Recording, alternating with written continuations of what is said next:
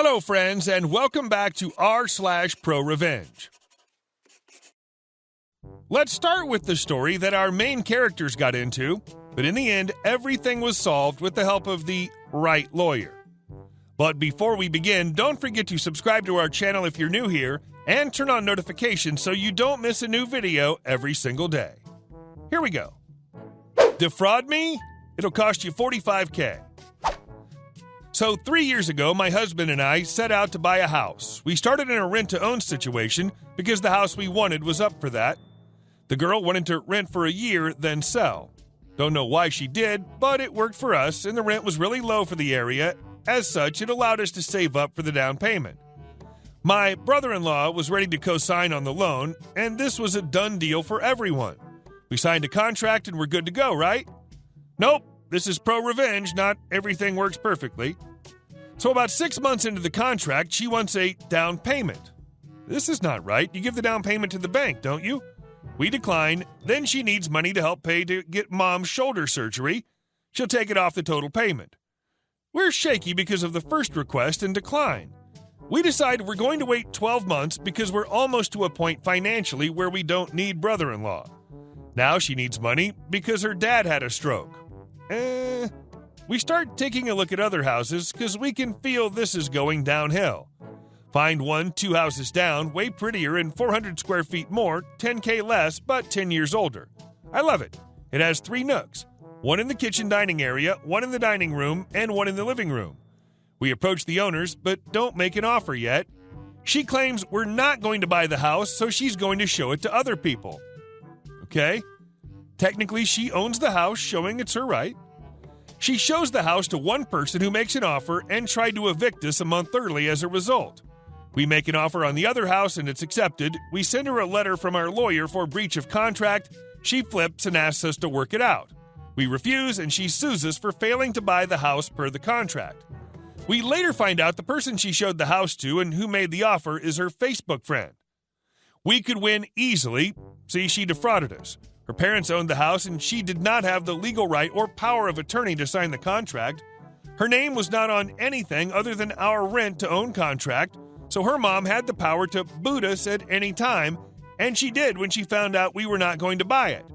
After a rushed closing, we got 2 days before the end of our eviction. Then the daughter has the gall to sue us for breach of contract and also tried to sue us for damages we documented prior to move-in. They sell the house for $15,000 less than the asking price. So we dragged that effer out, demanded non-binding mediation, didn't show up, got a judgment for $35,000, objected, and demanded a jury trial. At this point, her lawyer fees were upwards of $20,000, but he was a lawyer they had for mom's business, not a real estate lawyer. We get to 3 days before trial, the lawyer's ready to do battle. Our lawyer goes into pretrial hearing and presents the documentation that she never had the legal right to sign the documentation at all, and the judge dismisses the case for standing. Life pro tip: get a lawyer who specializes in what you're trying to do, or at least one who's willing to do the research when discovery includes the request for power of attorney over real property. Sounds like your landlord was a spoiled brat and was using her parents' house as a cash cow. Love it. Beautiful ending. And our second story. Now my aunt's entire scam and life is unraveling. Aunt Jay, by marriage, asked me to do several pieces of art for her real estate business. I'm in school and am positive I told her that I would need to be paid. I'm also positive she agreed to pay me. My major mistake for not agreeing to terms up front, but she still tried to take advantage of me. She was difficult, refused to accept drafts, and hated the finished products. I was out tons of time and money, and I tried to wash my hands of her. Out of the blue, she wanted me to fly out, on my own dime, to paint her office mural. I said I'd have to get paid for previous work, and she exploded on me and told me that exposure from people like me is great for people like you, and I'm giving you experience.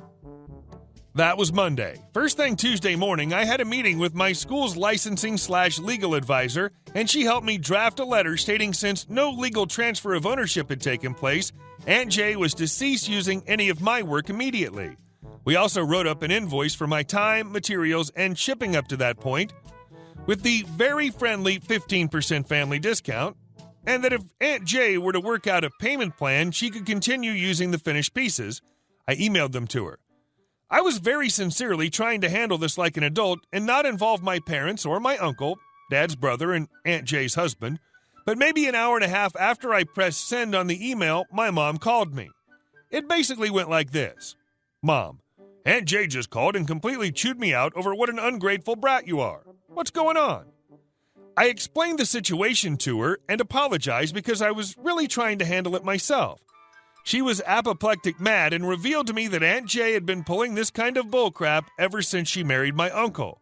Mom really wished I would have called when this first started, and she would have advised me to avoid ever doing anything with her. I said I was sorry, that I was in so deep, but I felt like I was handling it okay.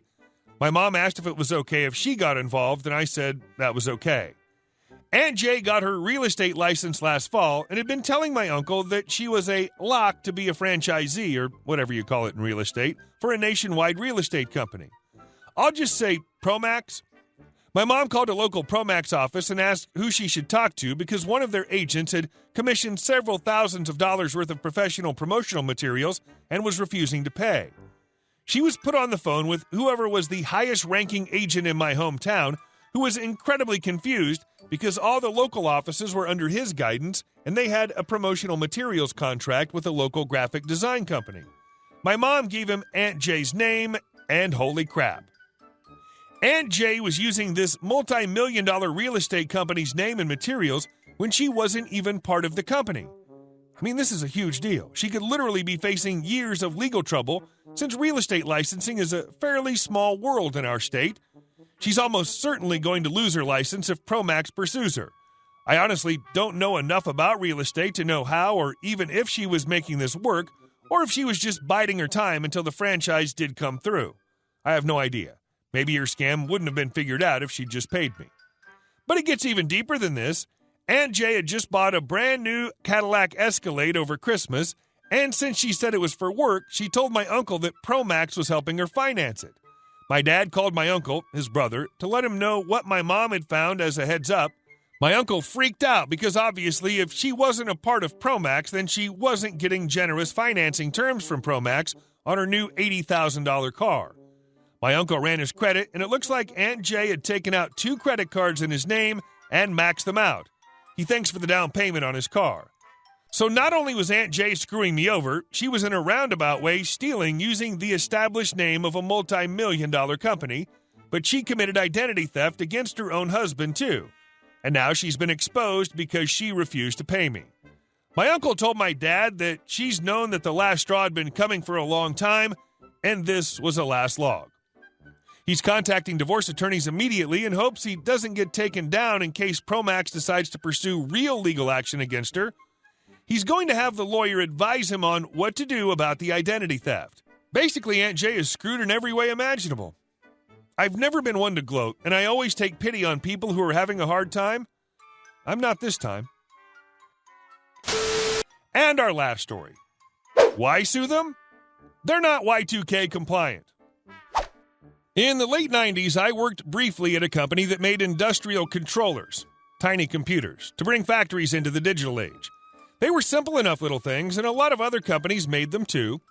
Our company was special in that we had super fat, super lazy test engineers, so our product was full of remote everything to save them from walking the 10 feet from their desks to the bench. Customers had to walk a lot farther than 10 feet, and these things were almost never installed in easily accessible places, so the network features turned out to be a real selling point. One day, the support guys got a weird call. Our customer had bought a couple brand new units from one of our smaller competitors for testing, only to see them show up in our management software. The customer wanted to know if they were supported. An email chain circulated. Support didn't want to have to deal with the competitor stuff and wanted to blacklist people. Legal wanted to send a C&D, sue them for the pants they were wearing, eat their firstborn children, etc. The CEO, however, went a different way with it. We were now becoming the industry standard, and we could sell our management software to companies using competitors' controllers. If folks wanted support for the competitors' controllers, he would be more than happy to take a large amount of money to do so. Just to make sure he wasn't walking into a bad decision, the CEO conned the customer into handing one of them over to us If we were going to think about supporting them, we had to know what they were capable of and what quirks they had. What the engineers found was pretty unremarkable, at least at first. The other company wasn't just copying us, they had improved on pretty much every aspect of our product. Better PCBs, faster microprocessor, extra heat sinks and strain relief, more epoxy to stop vibration and moisture, custom aluminum cases with better mounting options, etc. There must have been millions of bucks spent in tooling alone. It wasn't until they plugged it into a laptop that they discovered the smoking gun. It had a broken-butt old version of our firmware on it. Sure, they'd edited it heavily, but it was without a doubt a 2-year-old version of our stuff. The engineers went to the CEO with the news, and once again, he went a different way with it. Instead of calling legal, he called the development leads in for a chat. Not about the competitor's product either. He just had some questions about Y2K compliance and how close they were to finished. 2 weeks later, a new version of our management software and firmware went out. Support phoned ahead to call our customers and let them know that this release fixed the Y2K bug and that we were sending them media, so adoption was rather high. The new versions had only a few changes. Date fields could now be configured to show 4-digit years, and we're now always using 4-digit internally. Leap year calculation was corrected, and annoying dialogues were added for every controller found with outdated firmware in them.